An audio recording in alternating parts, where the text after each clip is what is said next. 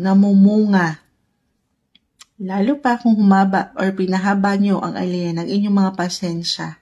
Di kayo nagpadalo sa ilang temperance card guys. Either kasi for some of you, maging mainitin or maging mainitin ang ulo kasi nga may ilang distractions. So sa again, hindi natin mapiplease ang mga taong ito sa paligid. Hashtag note to self. Taon-taon na lang to. Taon-taon na lang may New Year's resolution si Moonshag. If ever, meron kayong gusto nyo na magpaka-healthy, physically, mentally, emotionally, meron kayong gustong ma-improve sa inyong mga sarili, ngayon pa lang magandang pagkakataon to guys. Unahan nyo na, bago pa man pumasok ang taon, to do lifestyle check. Parang ganon. Pakiramdaman yung inyong mga overall well-being. The Four of Swords, naka-reverse, may healing, ma-rejuvenate. Rejuvenate? Paano yan?